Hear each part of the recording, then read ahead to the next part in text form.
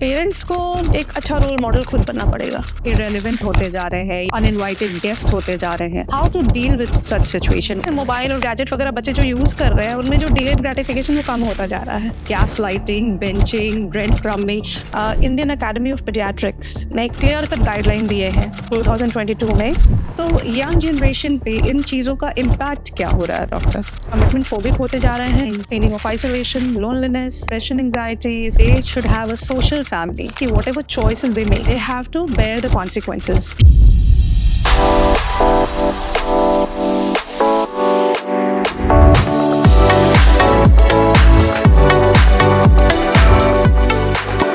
Hi and welcome to yet another episode of Podcast India. आज का हमारा pause कुछ ऐसे emotional and psychological struggles and challenges के बारे में है जिसके बारे में लोग अक्सर न बात करना चाहते हैं या फिर उसे इग्नोर कर देते हैं। आज हम कुछ ऐसे सेंसिटिव इश्यूज पे बात करेंगे जो सोसाइटी के हर एज ग्रुप को और हर लेयर को छूता हो। तो आइए हम अपने पॉडकास्ट को आगे बढ़ाते हैं and let me introduce you to my chat buddy today who is a leading psychiatrist, MD and एमआरसी साइट, Dr. Rupam Kumari. Hi, doctor. Hello, How are you? I'm good. So, today, doctor, my first question about emotional and psychological situation going on in the society is that छोटे बच्चे इतना ज़्यादा mobile से addicted होते जा रहे हैं और उनमें aggression and low patience and socially disconnection के ट्रेट्स देखे जा रहे हैं। तो what is your take on it? आपने बिल्कुल सही कहा। आजकल मोबाइल, गैजेट्स, स्क्रीन टाइम, इन सब चीज़ों का कुछ ज़्यादा ही दुष्प्रभाव पड़ रहा है बच्चों पर। इंडियन अकेडमी ऑफ पीडियाट्रिक्स ने क्लियर कट गाइडलाइन दिए हैं 2022 में कि जो बच्चे होते हैं, टॉडलर्स, जो 2 साल से नीचे के, उनको तो बिल्कुल स्क्रीन टाइम देखना ही नहीं है स्क्रीन। और जो 2 से 5 साल के बच्चे हैं उनका स्क्रीन टाइम कम से कम 1 घंटा से कम ही होना चाहिए। और जो थोड़े बड़े बच्चे हैं उनका लेस देन 2 आवर्स। लेकिन आप डेली लाइफ में देखेंगे कि बच्चे घंटों के घंटों स्क्रीन पे बिता रहे हैं, गैजेट्स यूज़ कर रहे हैं, गेमिंग, ये सब में इन सब की लत लग रही है उनको। तो इसका काफ़ी दुष्प्रभाव पड़ रहा है उनकी मेंटल हेल्थ पे। आजकल स्पीच डिसऑर्डर भी बच्चों में बहुत है। बिल्कुल, बिल्कुल। जैसे आपने पहले कहा बिहेवियरल डिसऑर्डर्स, जैसे अग्रेशन और इंटॉलरेंस, ये सब बहुत ज़्यादा हो रहा है इसके कारण, गैजेट्स के यूज़ के कारण। और स्पीच डिले और फंक्शनल ऑटिज्म आए दिन देख रहे हैं बच्चों में। जैसे कि ऑटिस्टिक फीचर्स दिखने लगते हैं बच्चों में विद इंक्रीज्ड गैजेट्स यूज़।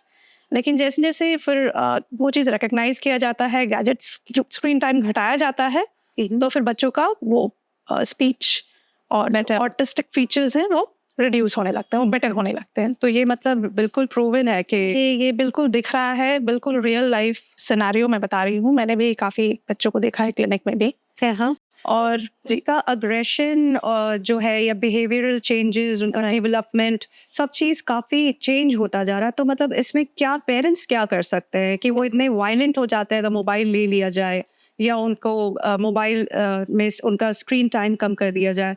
तो they are not ready for it, they start misbehaving, चीखना, चिल्लाना, अग्रेसिव हो जाना। तो मतलब ऐसा क्या किया जा सकता है कि इस चीज़ को कंट्रोल कर सके पेरेंट्स? मैं एक साइकोलॉजी का टर्म यूज़ करना चाहूँगी, डिलेड ग्रेटिफिकेशन।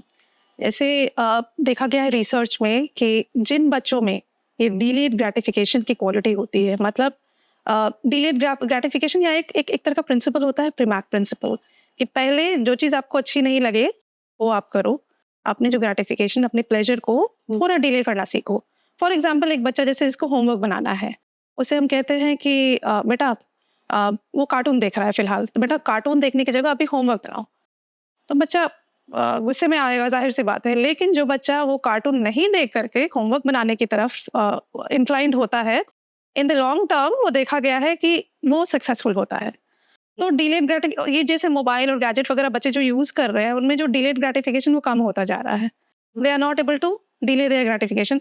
क्विकली उनको प्लेजर चाहिए, क्विकली हर चीज़ चाहिए। स्वैप कर लिया तो कुछ देख लिया, कुछ मज़े के लिए, बोर हो गए तुरंत से तो फिर धीरे से चुपके से स्क्रीन पे आ गए, टीवी देख लिया, एंजॉय करने लगे।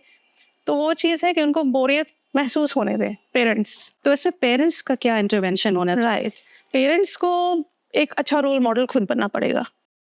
खुद उनको अपना स्क्रीन टाइम लिमिट करना पड़ेगा।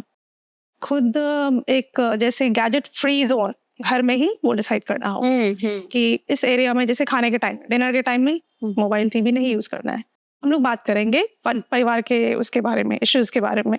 तो डॉक्टर, हम नेक्स्ट सेगमेंट की तरफ जाते हैं जो हमारा जेन जी यंग जनरेशन के बारे में है कि आजकल उनके इमोशनल अटैचमेंट इतने कॉम्प्लेक्स क्यों है, उनका रिश्तों से विश्वास क्यों कम होता जा रहा है, उनका बिहेवियरल पैटर्न रिश्तों को लेकर के इतना अनप्रिडिक्टेबल, इतना इनसिक्योरिटी वाला क्यों है? आजकल देखने में आ रहा है कि बच्चे लॉन्ग टर्म कमिटमेंट से डरने लगे हैं। यंगस्टर्स और या फिर young population long term commitments करने में बहुत डरते हैं। इनकी पर्सनालिटी को अगर देखा जाए तो it is derive from the childhood history, जो इनका अटैचमेंट पैटर्न इनिशियली रहा पेरेंट्स के साथ। पेरेंटल रोल अभी अलग हो गए हैं। बहुत इन्फ्लुएंस है मीडिया का, डिजिटल कंटेंट का। बच्चे youngsters they are very much influenced by internet, by the digital contents available. और पीयर प्रेशर ये एक बहुत इम्पॉर्टेंट फैक्टर प्ले करता है। और यहाँ पे भी वही है कि एक तो 2-3 चीज़ें हैं। एक तो उन्होंने देखा कि अपनी फैमिली में पेरेंट्स कैसे स्ट्रगल कर रहे हैं रिलेशनशिप को मेंटेन करने के लिए। आसपास देख रहे हैं कि इतने डाइवोर्स रेट्स बढ़ते जा रहे हैं। ट्रू, उनके पास बैड एग्जाम्पल्स भी बहुत सारे आ गए हैं। और flooding of information via internet, negative information जो वो डाइजेस्ट कर रहे हैं ऑन डेली बेसिस, उसका भी इम्पैक्ट पड़ता है। आजकल इतना सारा अजीब टर्म्स भी आ गया है, gas lighting, benching, bread crumbing. मैंने सुना तो मुझे लगा किचन रिलेटेड कोई चीज़ है, पर मुझे पता चला कि ये यंगस्टर्स के रिलेशनशिप स्टेटस है कि हर स्टेज का एक टर्मिनोलॉजी इन लोगों ने दे दिया है कि सिचुएशनशिप है एंड फ्रेंड्स फॉर बेनिफिट है। तो मतलब इतना कंफ्यूजन क्यों है? Why is there such a lot of chaos, emotional chaos जिसको कहते हैं? इंटेंस फियर है इनके अंदर, यंग जनरेशन्स के अंदर कि ये रिस्पॉन्सिबिलिटी बेयर कर पाएंगे कि नहीं, ये कमिटमेंट फुलफिल कर पाएंगे कि नहीं। कमिटमेंट फोबिक होते हैं। हाँ, कमिटमेंट फोबिक होते जा रहे हैं। रेसिप्रोकेट कर पाएंगे कि नहीं, ये 2 वे रिलेशनशिप अगर हम दे रहे हैं तो मुझे मिलेगा कि नहीं। ये सारी इनसिक्योरिटीज बहुत डीप रूटेड है यंग जनरेशन्स के माइंड में। Parents should be more active in children's life. उनको पार्टिसिपेट करना चाहिए एंड बिल्कुल ओपनली बात करना चाहिए, चाहे रिलेशनशिप की बात हो, चाहे किसी तरह भी जो यंग क्राउड में या यंग जनरेशन की अलग अलग प्रॉब्लम्स होती है, जो ट्रांजिशन फेज होता है फ्रॉम टीनेजर टू adulthood, तो they undergo so many hormonal changes, so many mental psychological changes. So the parents should be very active and involved, proactive in children's life. Very very true. एक तरह का जैसे individualistic आजकल लोगों का approach हो गया है लाइफ के लिए। मुझे अच्छे से रहना है, I have to be successful in career. इस तरह के इनके नोशंस डेवलप करते जा रहे हैं यंग जनरेशन्स के। जैसे आपने कहा कि ये जो फेज होता है फ्रॉम टीनेज टू अडल्टहुड, बहुत सारे चेंजेस होते हैं। ब्रेन का एक पार्ट होता है प्री फ्रंटल कॉर्टेक्स, ये पूरी तरह से बना नहीं होता है एडोलेसेंट में, वो धीरे धीरे करके अडल्टहुड में बनता है। लिम्बिक सिस्टम हाइपर सेंसिटिव रहता है एडोलेसेंट में, they are very reactive to external triggers. तो इन सब चीज़ों को जैसे कि वो बाहरी तनाव को वो बर्दाश्त कर सकें, उनकी बेटर कोपिंग हो, वो झटकों को सह पाए, इस चीज़ के लिए पेरेंट्स को एक कुशन बन के तैयार रहना पड़ेगा। और जब भी कोई डिफ़िकल्टीज आए तो जैसे आपने बहुत इंपॉर्टेंट बात कही, चैनल ऑफ कम्युनिकेशन ये बिल्कुल ओपन रखना होगा।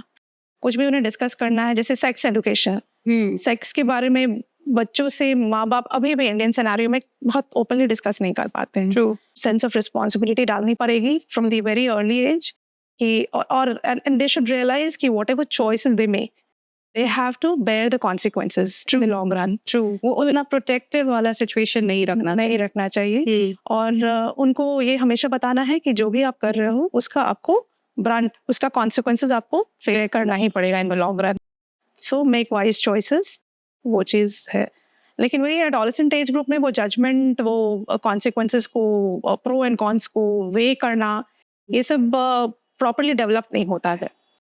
तो वो फेज निकलने के बाद अडल्टहुड में धीरे धीरे शेप करता है। उस समय तक जो केयर गिवर्स हैं, जो फैमिली मेम्बर्स हैं, जो वेल विशर्स हैं, वो तैयार रहे उनको सपोर्ट करने के लिए, उनको गाइड करने के लिए। ये बहुत इम्पोर्टेंट है। तो यंग जनरेशन पे इन चीज़ों का इम्पैक्ट क्या हो रहा है डॉक्टर? इसका इम्पैक्ट जो रिलेशनशिप पैटर्न है, जो अनस्टेबल रिलेशनशिप्स जो चल रहे हैं, या फिर जो शॉर्टकट्स, या जैसे आपने गैस लाइटिंग, ये जैसे इन्होंने आपने कुछ बेंचिंग और रॉबिंग सिचुएशन, ये सारे जो नए टर्म्स बताए हैं, ये सब शो करता है कि नया जनरेशन रिस्पॉन्सिबिलिटी लेने से घबरा रहा है, लॉन्ग टर्म कमिटमेंट से घबरा रहा है, because they have individualistic thinking कि they want to rise up in the career, they don't want to take responsibility, कोई चीज़, कोई लेबलिंग नहीं चाह रहे हैं, कोई फॉर्मल सेरेमोनियल मैरिज नहीं चाह रहे हैं, they just want to live their life, enjoy their life. तो ये चीज़ के प्रोज एंड कॉन्स भी हैं, और नेगेटिव पॉजिटिव दोनों एस्पेक्ट हैं इसके, और इसका इम्पैक्ट बहुत बहुत स्ट्रॉन्ग है मेंटल हेल्थ पे, क्योंकि बहुत सारे रिस्क फैक्टर्स इससे जनरेट हो रहे हैं, जैसे feeling of isolation, loneliness, depression, anxiety, ये सब सिचुएशन में बहुत कॉमन है। और मैंने क्लिनिक में भी देखा है कि अचानक से घोस्टिंग कर देते हैं। आजकल घोस्टिंग टर्म भी बड़े जेन ज़ी यूज़ कर रहे हैं। अचानक से पार्टनर गायब हो जाते हैं विदाउट गिविंग एनी एक्सप्लेनेशन। इसके कारण यंगस्टर्स काफ़ी डिप्रेशन, एंजाइटी, या कभी कभी PTSD के भी symptoms, post traumatic stress disorder जैसे भी सिम्टम्स मैंने देखे हैं। तो काफ़ी इसका दूरगामी प्रभाव है तो मेंटल हेल्थ पे। यंगस्टर्स के लिए आप क्या एडवाइस देती हैं कि how to become more stable and stronger psychologically and emotionally? Right, ये पहले तो ये देखना है कि ये सारे चैलेंजेस हैं। अब आजकल तो अपनी कोपिंग स्किल्स को बराबर वो डेवलप करता रहे। कोपिंग स्किल्स का मतलब हुआ कि जो हर दिन जो स्ट्रेस आते रहेंगे, ये तो लाइफ का पार्ट एंड पार्सल है, तो उसको कैसे नेगोशिएट करना है उन चैलेंजेस को। आपके क्या स्ट्रेंथ्स हैं, उसको आपको रिकग्नाइज करना है, और उसको और उस पर और काम करना है, लोगों से हेल्प सीख करना है। और अगर लग रहा है कि बहुत ओवरवेलमिंग स्ट्रेस है जो हम खुद नहीं हैंडल कर सकते अपने तरीके से, जैसे अपना तरीका कुछ जैसे टिप्स है, जर्नलिंग, गार्डनिंग, हॉबी वगैरह, अगर करके भी अगर आप अपने मेंटल हेल्थ को संभाल नहीं पा रहे हैं, तो please take help of train professional, mental health professional, या तो वो क्लिनिकल साइकोलॉजिस्ट, राइट। उस एक्सट्रीम केस में जरूर वो हेल्प सीख करें। हेल्प सीख करना एक स्ट्रेंथ है, वीकनेस नहीं।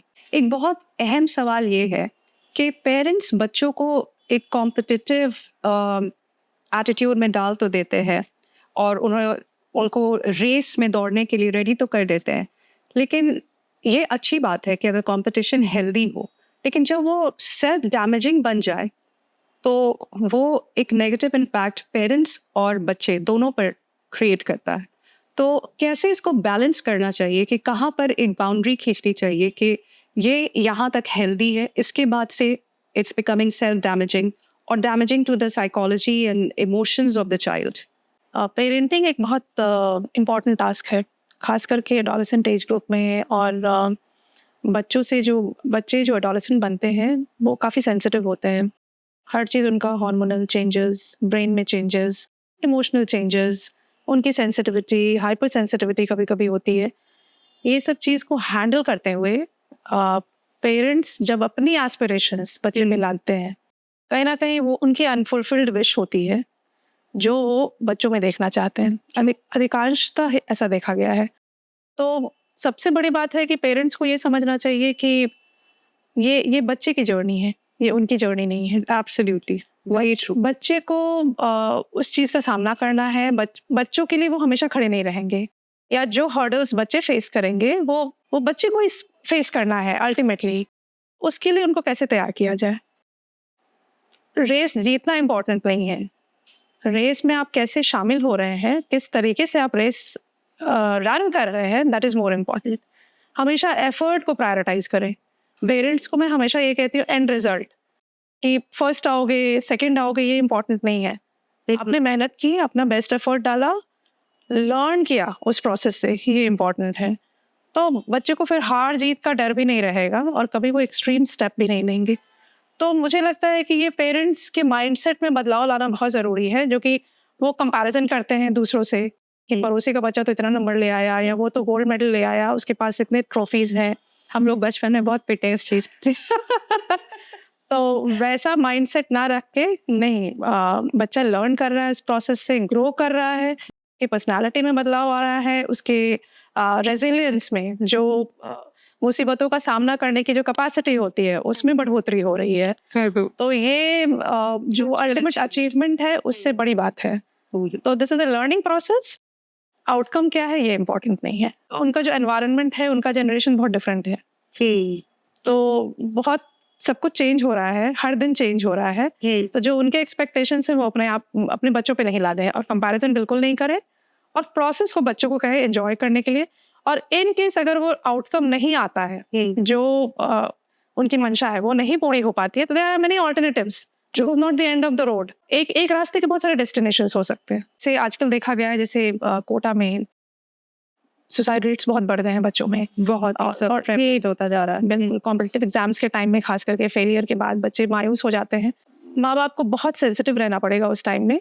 वो उस टाइम में ये सोचना है कि कैसे बच्चे को सपोर्ट करें, सेंसिटिवली उसको कैसे गाइड करें, सपोर्ट करें, और जो भी वो मुश्किल सिचुएशन का सामना कर रहा है उसको वो रियलिस्टिकली देखें। वहाँ पर वो अपने लिए डिसअपॉइंटेड नहीं फील करते हैं जितना वो पेरेंट्स के एक्सपेक्टेशंस पर नहीं उतरते हैं, उसके लिए वो डिसअपॉइंटेड फील करते हैं कि वो अपने माँ बाप को कैसे फेस करें। बिल्कुल बिल्कुल बिल्कुल, ये मैंने अपनी क्लिनिक में भी देखा हुआ है कि बच्चे यही बताते हैं, पेरेंट्स को डिसअपॉइंट नहीं करना चाहता हूँ, मैं सिंगल चाइल्ड हूँ, मेरे पेरेंट्स इतना लगा रहे हैं मेरे पीछे, कोचिंग करा रहे हैं, ये करा रहे हैं, I don't want to disappoint my own parents.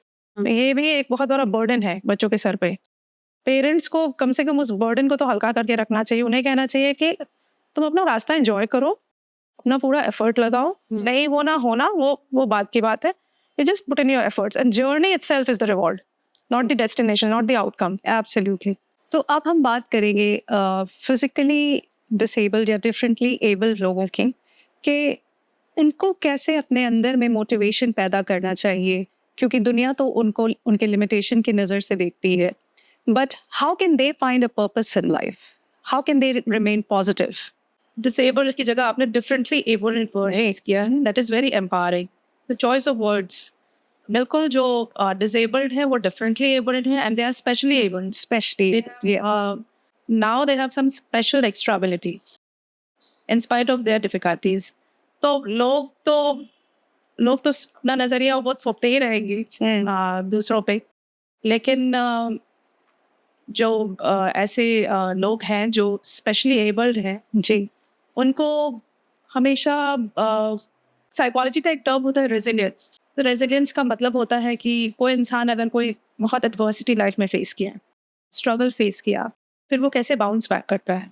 उनको ढूंढना है what is there purpose in life, उनकी लाइफ का क्या पर्पस होना चाहिए, उनकी लाइफ में क्या चीज़ है जो बहुत मीनिंग रखती हैं, प्रायोरिटी रखती हैं, कैसे वो कनेक्शन बनाए आसपास के लोगों के साथ, मीनिंगफुल कनेक्शंस।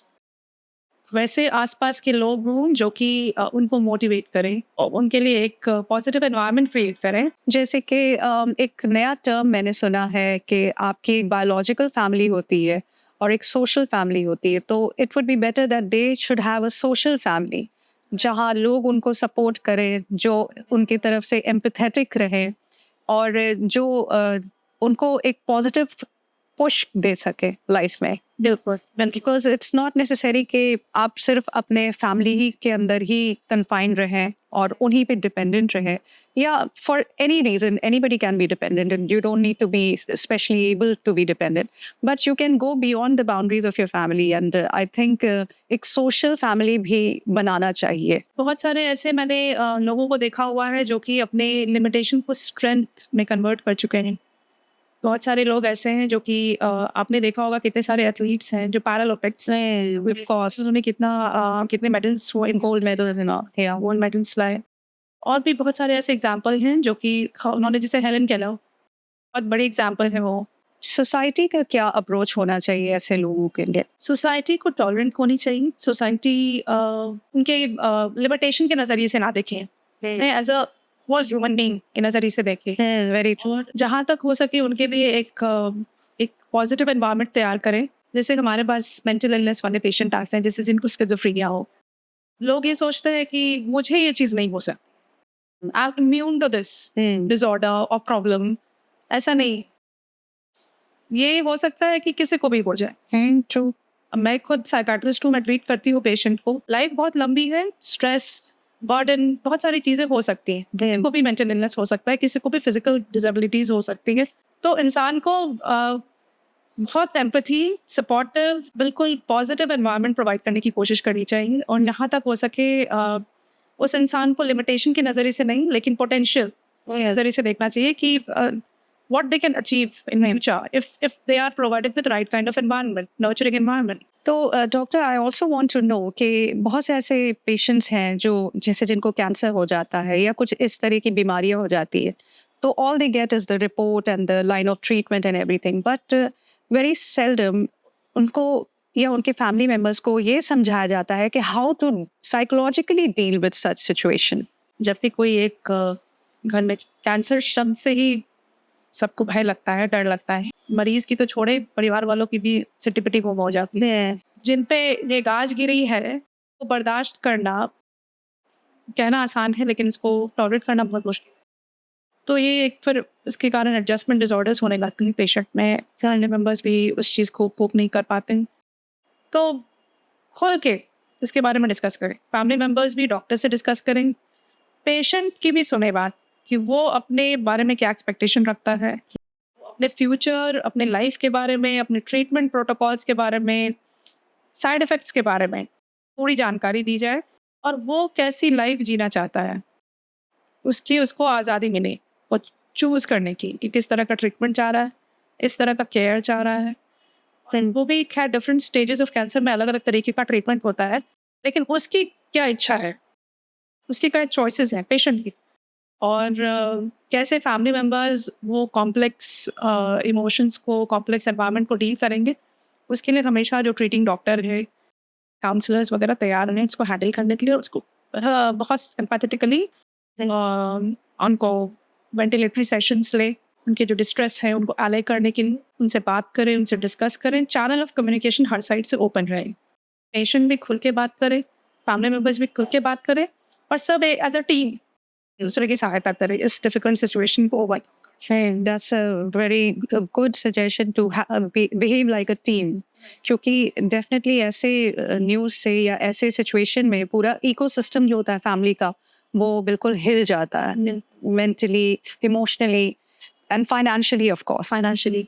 तो इट्स वेरी इंपॉर्टेंट कि इस क्राइसिस के टाइम में एक टीम की तरह पूरी family should operate. That is a very very important thing. तो डॉक्टर, अब हमारा लास्ट सेगमेंट है हमारे सीनियर सिटीजन या रिटायर्ड लोगों के लिए जो लाइफ लॉन्ग काम किए, एक्टिव रहे, फैमिली के हेड रहे, फैमिली रन किए, एंड सडनली जो एक पॉज आ जाता है उनकी लाइफ में, एक खालीपन आ जाता है, तो जहाँ पर वो फील करने लगते हैं कि वो इरेलीवेंट होते जा रहे हैं या एक अनइनवाइटेड गेस्ट होते जा रहे हैं, तो how to deal with such situation? उन लोगों को ऐसा क्या करना चाहिए कि एक नए पर्पस के साथ वो दोबारा से अपनी लाइफ आगे बढ़ाए, एक नई सोच के साथ आगे बढ़ाए, because that is just one chapter that is over. सबसे पहले जो रिटायरमेंट जो वर्ड है, ये डिराइव्ड है फ्रेंच वर्ड रिटायर से। That itself has a very negative connotation, मतलब टू विथड्रॉ। जो इंसान सोचता है कि हम रिटायर्ड हो गए, मतलब अब बाकी चीज़ों से हम अलग हट गए, विड्रॉ कर लिए, तो वो इंसान फिर जीवन को एंजॉय नहीं कर पाए। तो अगर कोई जैसे बुजुर्ग लोगों में आजकल देखा जा रहा है कि रिटायरमेंट के बाद एंजॉय करने की जगह वे उदासी के शिकार हो जाते हैं, तो उनको ऐसे लेना है, ये सेकेंड इनिंग ऑफ लाइफ है। ये लाइफ है जिसमें आज़ादी है, जिसमें बंदिश नहीं है, जिसमें कोई रिस्पॉन्सिबिलिटी नहीं है, सब कुछ से आप निपट चुके हैं। ये फेज़ अगर मैंने देखा है, इस फेज़ को लोग बहुत अलग अलग तरीके से लेते हैं। कुछ बुजुर्ग हैं जो कि बड़े खुश रहते हैं, बहुत जिंदा दिली से जीते हैं इस पल को। अब कुछ हैं जो कि उदासीनता और बेचारगी और लोनलीनेस और फियर, ये सब शिकार हो जाते हैं। ऐसा क्यों? दोनों ग्रुप ऑफ पीपल में ऐसा क्या अंतर है नज़रिए का? तो इस फेज़ को अगर कुछ चीज़ों में अगर आप डिवाइड कर लें, जैसे कि इस फेज़ को अगर मीनिंग, पर्पस से अटैच करें, नए हॉबीज़, नए इंटरेस्ट को डेवलप करें। जो पुरानी हॉबीज़ थी जो कि वर्क प्रेशर के कारण, रिस्पॉन्सिबिलिटीज़ के कारण, लिमिटेड टाइम के कारण, परिवार के इतनी सारी ज़रूरतों को पूरी करने के कारण वो नहीं पूरी कर पाए, नहीं परस्यू कर पाए, वो परस्यू करें वो इंटरेस्ट, हॉबीज़। बहुत सारे लोग जो शुरुआत में लिखना पसंद करते थे, गाना गाना पसंद करते थे, वो इन सब ऑब्लिगेशंस के कारण नहीं कर पाए। तो ये एक सेकंड इनिंग है, सेकंड चांस है, उसमें परस्यू कर सकते हैं, हॉबीज़ को परस्यू कर सकते हैं। कनेक्टेडनेस, सोशल नेटवर्क और गहरा करें, गाँव में जाएँ, गाँव के लोगों से मिले, रिश्तेदारों से मिले, कनेक्शन, जो पुराने लोग जो उनके फ्रेंड्स थे उनसे कनेक्टेड हो, रीस्टैब्लिश करें, मिले और एक्चुअली ना मिले। अगर नहीं भी जाते तो कम से कम वीडियो कॉल पे बात करें, कॉल करें। फिर अपना छोटा-छोटा ग्रुप बनाए, अपना वो जैसे बहुत मैंने देखा है पार्क में laughter therapy, yoga, laughter therapy, interact करते हैं। मेडिकल प्रॉब्लम है तो भी जो भी है उसमें पॉजिटिव ढूँढने की कोशिश करें, उसमें भी उत्साहित होकर के जितनी खुशी से आप हर एक पल को जिएंगे तो वो बीमारी, वो लिमिटेशन, वो आप उसको ओवरकम करने में इतनी आसानी। फैमिली मेंबर्स का क्या अप्रोच होना चाहिए ऐसे लोगों के लिए, लाइक ग्रैंड चिल्ड्रन का? बुजुर्ग लोग खान होते हैं विजडम के, ट्रू, बहुत सारे अप्स एंड डाउन्स को झेला है, तो वो काफ़ी कुछ एक्सपीरियंसेस इम्पार्ट कर सकते हैं और फिर बच्चे उसको चेरिश करेंगे बाद में, फ्यूचर में। तो ये एक बच्चों को, माँ बाप का ये रोल होता है कि बच्चों को सिखाएं कि दादा दादी नाना दादी के साथ बैठें और उनसे बातें पूछें, उनसे क्वेश्चंस करें, उनसे अपने अगर कुछ हो तो किताब ही लेके बैठ जाएं, कहानी पढ़ें साथ में और हंसे खिलखिलाएं और शेयर करें, अपनी दिनचर्या को शेयर करें और उनसे भी पूछें कि उनकी दिनचर्या कैसी रही। ये एडर्ली जो पॉपुलेशन, जो बुजुर्ग लोग हैं, उनमें बेसिकली जैसे ये ऐसा फेज़ है जो कि इंसान थोड़ा कमज़ोर हो जाता है फिज़िकली। काफ़ी सारी जो इलनेसेस हैं, मेंटल हेल्थ इश्यूज़ भी जो पुरानी हैं, वो भी, उसका भी इम्पैक्ट रहता है। फिज़िकल डिसेबिलिटीज़, फिज़िकल प्रॉब्लम्स हो सकते हैं, मेडिकल प्रॉब्लम्स। तो ये तो है कि क्षमताएँ तो घटती ही हैं, लेकिन जितनी भी क्षमता बची हुई है, जितना भी जो भी कैपेबिलिटी है, उसमें भी वो एक दिनचर्या, एक रूटीन तैयार करें और सुबह क्या करना है, दोपहर में क्या करना है, शाम में क्या करना है, एकदम एक ऐसा एक्टिव लाइफ़स्टाइल रखें। और मुझे लगता है डॉक्टर कि एक फैमिली मील का जो पहले कॉन्सेप्ट था, that should also be reintroduced, at least if not every day, तो हफ्ते में 3 दिन ही सही, लेकिन पूरे family should get together for one meal at least, ताकि वो क्लोजनेस, वो वार्मथ, वो एक दूसरे के सुख दुख बांटना या एक सपोर्ट, एक इंटरेक्शन ज़्यादा क्लोज होगा, ज़्यादा वन टू वन होगा। जहाँ तक हो सके कम से कम एक बार तो वैसे डिनर टाइम में ही, अगर जैसे अब बाहर सब काम कर रहे हैं, यंगस्टर्स हैं जो सब रात में मिलके इकट्ठे खाना खाएं और दिन भर क्या हुआ, उनके साथ क्या हुआ, सारे दिनचर्या का वो डिस्कशन करें। And that too without mobile, वरना उसमें भी मोबाइल पे फ़ोन आएगा ही, व्हाट्सएप में मैसेजेस चलते ही रहेगा, तो फिर वो ऑब्जेक्टिव ही नहीं अचीव होगा। तो I think without mobile it's very important to share that one day का मील जो होता है या वन टाइम का जो मील होता है।